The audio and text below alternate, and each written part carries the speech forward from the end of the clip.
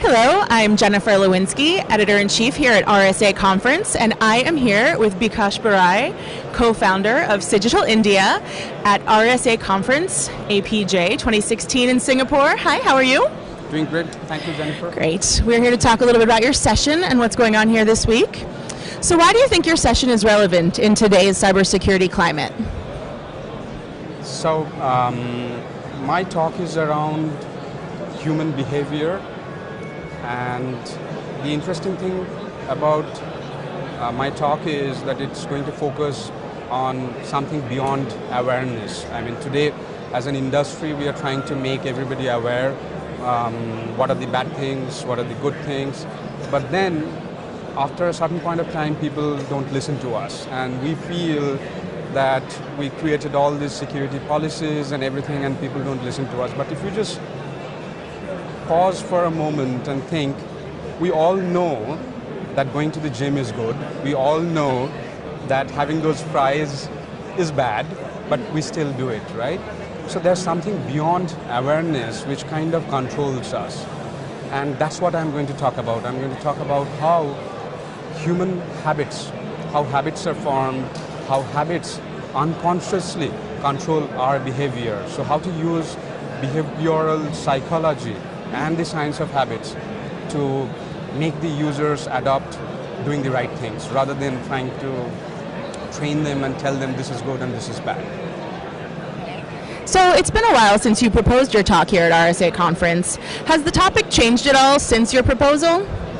So this is something which is quite near to my heart in a way. So I had been working on this for some time. I spoke at RSA Conference USA this year, and over there my focus was more in terms of how to use the science of habits to transform an individual's behavior. And then over a period of time I am now trying to work on how to extend it to a group behavior, how to form culture. And when you want to influence the group behavior and the culture of an organization, you need to deal with it in a different way. So the evolution from my USA talk to the Singapore talk is on how to extend the same principles but use it differently in the context of a larger group rather than an individual. Okay. So then what are three major points you plan on making in your talk? The central theme is that we are not in control. Even though we would love to think that we are in control, but we are not. And I would explain the basic structure of a human habit. And if you look at the kind of things which we do in our day-to-day life, around 40% of the things which we do it unconsciously. I'll give an example like tying up the shoelace, or driving the car, changing the gear.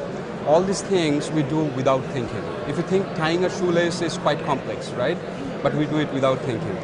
Or just imagine you are in an elevator and you are thinking of something, mentally engrossed in some thought, and the elevator door opens at the wrong floor.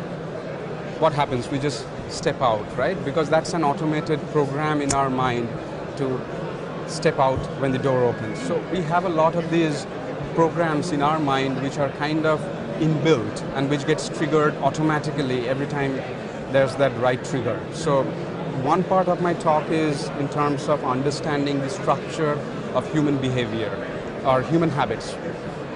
So basically there are three parts. One is the trigger, then there is a routine, and then there is a reward. So we all respond to things in a specific way when that trigger happens. And interestingly, there are these companies like Coca-Cola and Facebook and Google. Everybody is trying to use this science of habits to make their products stick. And that's the reason why you will see Coca-Cola talks a lot about happiness, because they want, like every time you are happy, you go and drink a Coca-Cola. The drinks company, the liquor companies, they go one step forward. They say whether you are happy or sad doesn't matter. You always have a drink for that. So people try to program our habits, and this is happening very much in the field of marketing, in the field of sports, but nobody is doing that in security in a conscious way. So what I want to talk about is how do you use that same set of habits, not for making a product sticky, but to make a good security behavior stick. That's the idea. So in the talk, I'm going to talk about how do you create a new behavior, and how do you connect this routine with the trigger and add a reward to this. So I'll talk about practical ways of doing that, and if you use that, you can not only make your users in the organization adopt the right kind of security habits, but you can also use it in your day-to-day life. I mean, like for example, I use the same principle to instill this habit of going and playing squash every day. And at the same time, I use this same principle to make this process of locking my computer every time I move out of my chair. And I do this absolutely in an unconscious manner. So the idea is how do you make people do things in an unconscious way. So that's this second part of the talk, like how do you make people build behavior. And the third part is how do you break a bad behavior. And the interesting thing is the science of habit says that if a behavior is formed, it's very, very hard, if not impossible to break. So you can't break it. So you need to reprogram a new habit with the same trigger. And that's something very interesting. So I'm going to talk more about it, like how do you make somebody change the behavior, or rather change a habit. So these are like the three parts, like the structure of habits, how do you build a habit, and how do you change a habit in the context of IT security. Why did you choose to talk about this subject at RSA conference in particular? So I think RSA is probably the most prominent place where all the security builders get together. I mean, the people who drive the security of an organization. And I thought of this idea that awareness can only help you to a certain degree, and beyond that, awareness doesn't give you ROI. And today is the right point because we have invested a lot in awareness, but people still are not changing. And this is the right time that we take this idea and make people adopt the science of habits and make the security good behavior seamless and unconscious, so that we just do it automatically. So on that note, what do you think will be some of the biggest changes we'll see in the security industry over the next 5 years? It's very hard to predict the future, though I love this thought of how the future will be. So there are a lot of aspects, like if you look at the kind of security threats, the way the threats landscape will change, the way the motivation for hacking has changed. These things are there, but what I'm going to talk about is on a slightly different note, which is a technological challenge which we need to solve as an industry. Because threats are going to change, actors are going to change, it's going to keep on happening. But one major challenge which we as an industry are facing today is that we got a lot of these solutions for various kinds of problems, but none of the solutions can talk to each other.